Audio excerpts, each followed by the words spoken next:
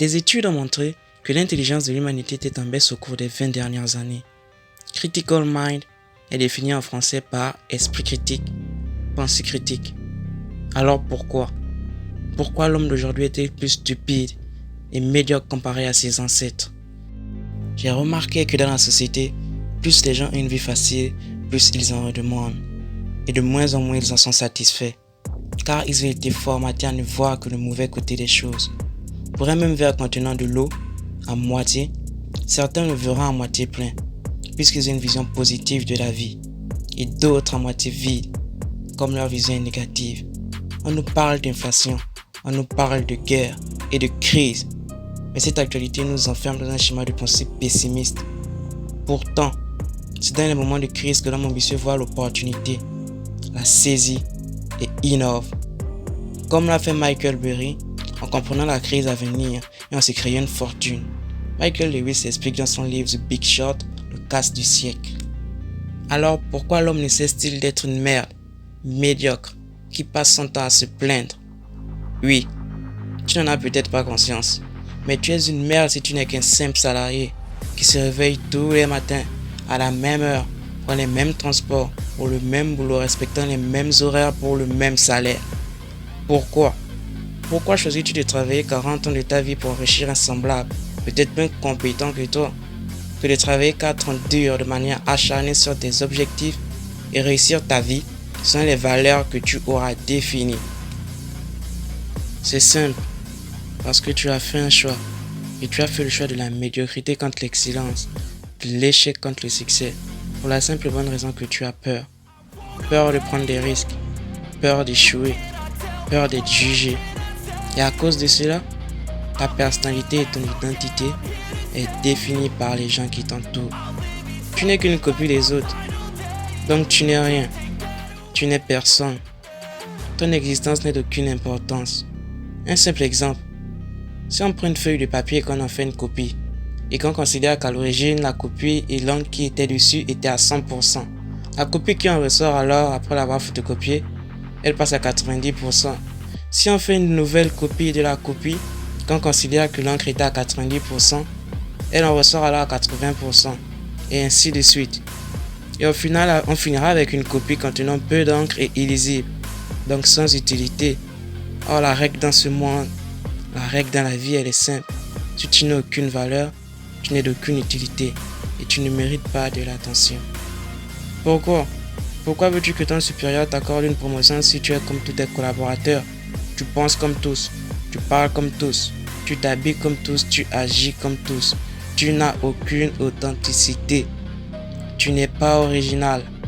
Or, la rareté, c'est ce qui a de la valeur. Tu ne réussiras jamais à être cet homme ou cette femme que tu respectes, tant que tu ne choisiras pas d'arrêter d'être comme les autres et d'être toi-même, d'accepter qui tu es, de t'accepter tel que tu es, de montrer à ce monde ce que tu es et d'exceller. La règle est simple, la grandeur vient de l'adversité.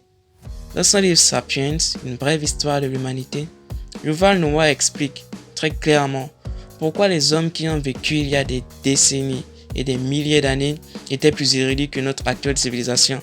Et oui, l'homme actuel est de très loin stupide comparé à ses ancêtres, et de très loin moins stupide que l'homme futur. Nos ancêtres apprenaient de leur naissance qu'ils devaient connaître et comprendre le monde dans lequel ils vivent, et son fonctionnement, bien sûr pour survivre. La nécessité d'avoir autant de connaissances entraînait irrémédiablement une très grande utilisation de leur cerveau, donc de leur intelligence, de leur réflexion. Face à un problème évident qui se manifeste, l'homme recherchera toujours le moyen de le résoudre, cela qui engendrera l'utilisation de sa réflexion. Et une succession de problèmes que l'espèce humaine a connus maintiennent notre esprit critique en éveil, et cela fait de nous des machines à réfléchir. Et comme l'a dit Einstein, je ne suis pas particulièrement plus intelligent que les autres. Je passe juste plus de temps à réfléchir sur des problèmes, sur mes problèmes, pour y trouver une solution. Nos ancêtres n'avaient pas de lumière. Ils ont dû réfléchir, faire des milliers de tests pour passer du feu à l'ampoule électrique. Ils devaient faire face à des maladies détruisant des civilisations. Leur technologie n'était pas à la hauteur. Ils ont dû faire usage de leur réflexion, faire un nombre incalculable d'essais et créer des remèdes, des vaccins et des technologies à la hauteur parce qu'ils étaient en constante situation d'inconfort. Mais dans notre société actuelle, tout nous est offert si facilement. Sans fournir quelconque effort, nous obtenons tout ce que nous voulons. Comment peux-tu être meilleur? Comment peux-tu évoluer et être heureux si tu passes ta vie dans le confort? Résultat de l'évolution et du travail acharné d'êtres humains ambitieux. Tu ne fournis aucun effort et restes dans ta zone de confort. Tu passes ta vie à te plaindre. Ne fais usage de ton cerveau que pour tout ce qui est inutile sans recourir à ton esprit critique. Tu es faible et médiocre car tu ne côtoies pas assez l'inconfort. Tu ne prends pas assez de risques, donc tu n'évolues pas. Or dans la vie, une graine d'arbre qu'on vient de planter, si elle ne grandit pas, elle meurt. La règle elle est simple. Soit tu grandis, soit tu meurs. Si tu considères ne pas vivre la vie que tu penses mériter, c'est parce que tu ne fais jamais face aux obstacles qui se présentent à toi, sans savoir que les échecs qui pourront t'arriver feront de toi une meilleure personne sur tous les plans de ta vie. Tu dois arrêter d'avoir peur d'échouer. Tu dois arrêter de te trouver des excuses. Fais face à tes peurs et tu trouveras le bonheur, car les plus belles choses de la vie se cachent derrière la peur.